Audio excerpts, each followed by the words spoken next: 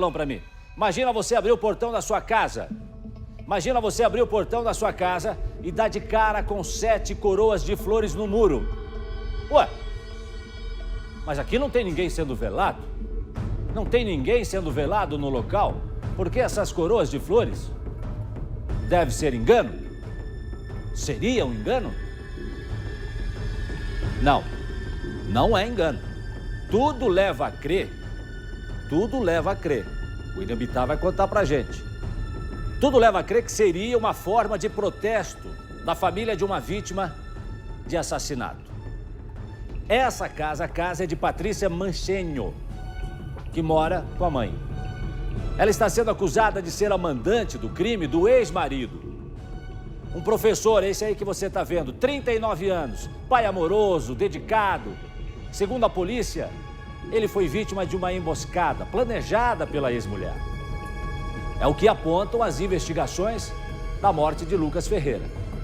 Há 1 ano, o professor foi morto em Ponta Grossa, nos Campos Gerais, depois de passar dias desaparecido. Como fazia todo mês, o Lucas saía da casa dele na freguesia do Ó, em São Paulo, percorria quase 500 quilômetros e vinha até Ponta Grossa para visitar o filho. Dezembro do ano passado foi a última vez. O menino, então, com 5 anos. O pai dedicado, professor, que lutava pela guarda do filho, foi executado e abandonado no meio de um matagal. 1 ano depois, essa seria a mandante. Olha só o que aconteceu. Coroas de flores foram colocadas em frente da casa de Patrícia Manchenho. Ela é ex-mulher de Lucas e, para a polícia, foi a mentora do assassinato dele. Patrícia foi presa por participação no crime, mas responde o processo em liberdade. Durante o relacionamento da Patrícia e do Lucas, os dois viveram boa parte do tempo na cidade de São Paulo. Só que quando o filho do casal completou 6 meses, eles decidiram se separar. E a Patrícia voltou para essa casa aqui, onde moram os pais dela, em Ponta Grossa. E todos os meses, o Lucas vinha para cá para visitar o filho. Só que no dia 15 de dezembro de 2019, o Lucas veio com a noiva para a cidade. O intuito dele era conseguir levar o filho para São Paulo em definitivo e conseguir a guarda dele. A Patrícia não teria gostado nada disso e até teria tirado o filho daqui de dentro para uma emboscada.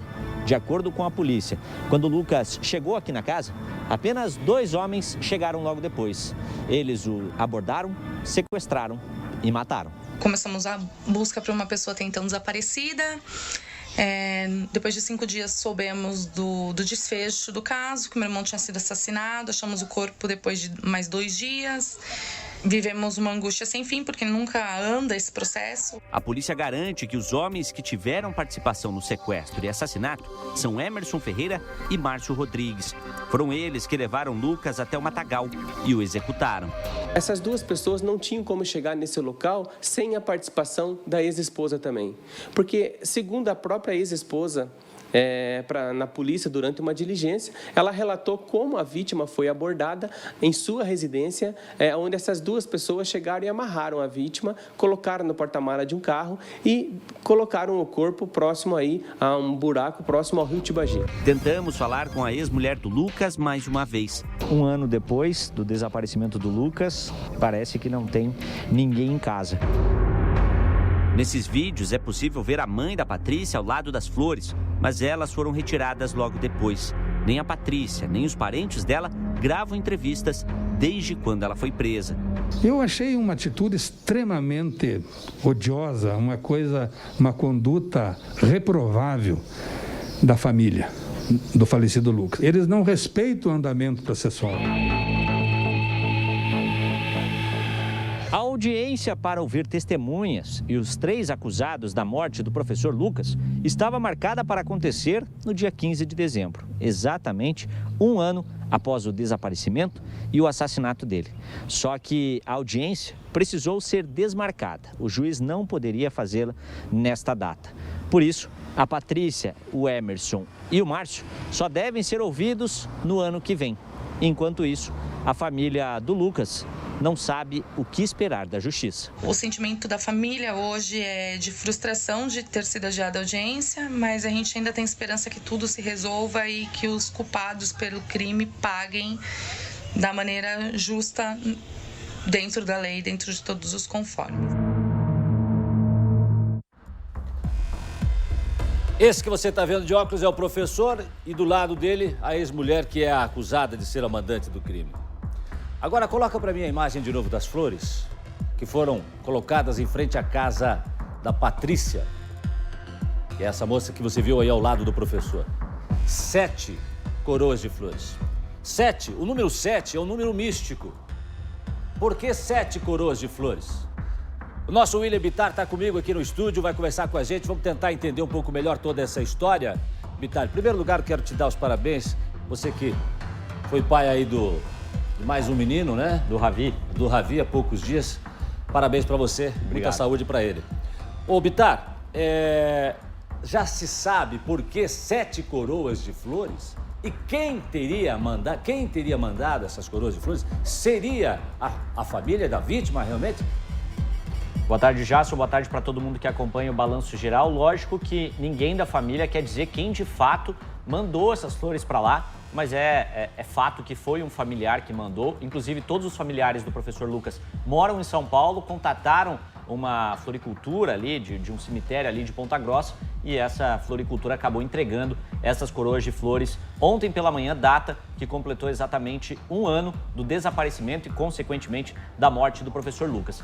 Cada uma dessas coroas de flores, Jason, representam um dia do desaparecimento do professor.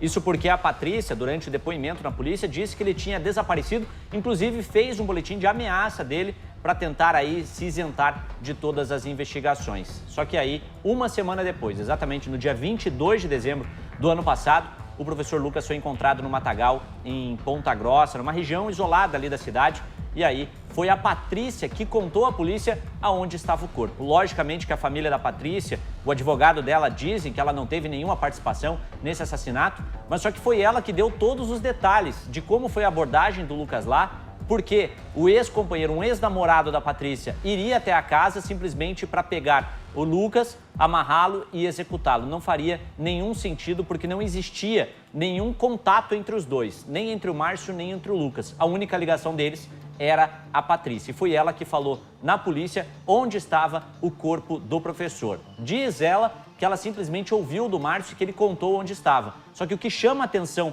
nas investigações, chamar a atenção nas investigações para comprovar a participação dela, é que ela comprou um carro, tirou um carro numa loja no nome dela para um dos homens que foi preso. E de acordo com a polícia, era uma forma de pagamento. Ela tiraria o carro como uma forma de pagamento pelo crime cometido. Jasso.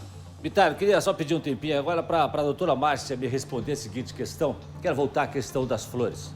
Doutora Márcia Marcondes, as flores, vindo ou não, a polícia vai ter que investigar, tudo indica que seja, mas a polícia tem que levantar esse fato. Vindo da família da vítima, isso implica em alguma coisa, doutora Márcia? Veja uma coisa aí, Jason.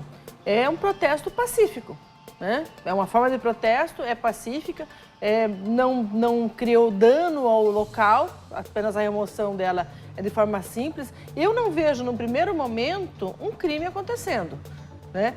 Claro, se existe algum dano moral, aí é uma situação financeira, né? Aí é uma outra situação, mas em termos de crime, até aqui não existe nenhum crime que a gente consiga visualizar. Bittar, e aí eu quero saber o seguinte, tanto a acusada de ser a mandante, quanto as pessoas que teriam executado esse crime, continuam soltas? Só a Patrícia continua solta, Jasso. A Patrícia ela chegou a ser presa no decorrer das investigações, isso em janeiro desse ano. E em fevereiro ela conseguiu um habeas corpus, porque ela nunca teve passagem na polícia, ela tem residência fixa lá na cidade.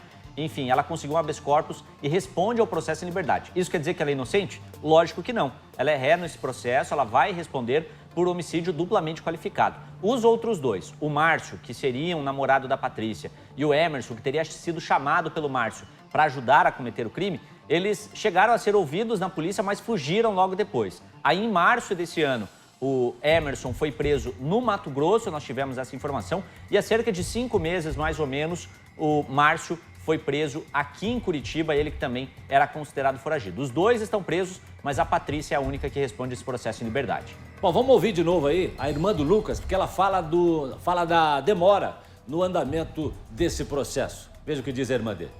Vivemos uma angústia sem fim, porque nunca anda esse processo. O sentimento da família hoje é de frustração de ter sido adiada a audiência, mas a gente ainda tem esperança que tudo se resolva e que os culpados pelo crime paguem da maneira justa, dentro da lei, dentro de todos os conformes.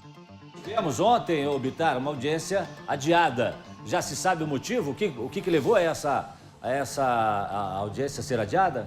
Sabemos sim, Jássio. Inclusive, fiquei sabendo hoje de manhã o porquê essa audiência tinha sido adiada. Nós temos uma juíza titular lá, ela está de licença, e o juiz substituto seria o responsável pela audiência de ontem, mas ele estava num júri, e esse júri ia avançar até horas da noite, ele não poderia fazer essa audiência. Essa audiência, pelo que eu fiquei sabendo hoje, foi transferida para o dia 21 de março do ano que vem. Ou seja, temos mais 3 meses ainda para ter um primeiro desfecho. Vão ser ouvidas primeiro as testemunhas de acusação que foram arroladas pelo Ministério Público. Depois deve ser marcada mais uma data para ouvir as testemunhas de defesa, tanto da Patrícia, quanto do Emerson, quanto do Márcio. E só depois, por último, os 3 devem ser ouvidos na Justiça. Mas tudo indica que eles não devem falar muita coisa não à Justiça e deve esperar mesmo o júri popular, que deve acontecer até o final do ano que vem lá em Ponta Grossa. Jássio. Agora, Bittar, doutora Márcia, vamos ouvir o que o delegado falou, né? De como que a polícia chegou aí às pessoas acusadas pelo crime, inclusive a ex-mulher do professor Lucas. O primeiro local que a polícia esteve foi o último local que a vítima esteve, né? E dali começamos a levantar informações logo após esse fato foi localizado alguns documentos da vítima e também tivemos a informação da utilização de um cartão de crédito da vítima. E aí verificamos que essa pessoa que utilizou o cartão de crédito da vítima tinha uma relação bem próxima com a ex-esposa da vítima. E começamos aí a montar esse quebra-cabeça. Pois é, e a noiva do Lucas, na época do crime, ela fala, inclusive, da falta, né, que o professor vai fazer para o filho, não tenha dúvida nenhuma. Ele perdeu a única pessoa que poderia dar o melhor e o maior amor, o amor mais bonito que ele poderia receber era do pai. Agora, a mãe dessa criança, né, se ela podia fazer todo o mal para o ex-marido que fez, ou pelo menos está sendo acusada de que foi a mandante, né? Mal maior ela fez para o filho, doutora Márcia. Exatamente. Nessas disputas dentro dessas separações, Jasson, se esquecem do principal, que são os filhos, que devem ser separados disso. Então, nessas disputas, se esquece do principal. Então, o efeito vai recair, já recaiu, né? Todo em cima dessa criança que vai crescer sem um pai e com uma história muito ruim da participação da mãe dele nesse desfecho, né? Bittar, o que mais que você tem para acrescentar sobre esse caso, Bittar? Só para ressaltar que a Patrícia não tem nem a guarda do filho, né? Ela perdeu a guarda do filho a partir do momento que ela foi ré no processo, a justiça entendeu que ela não deveria ter a guarda dele. Mas a guarda está com uma irmã dela, o que nada impede de vez em quando, ela visitar o filho, mesmo que a justiça possa não permitir uma situação como essa. Jássio. A criança hoje está com 6 anos, então, né? Na época do crime tinha 5 anos, está com 6 anos. Esse menino que perdeu o pai vai crescer agora sem o pai.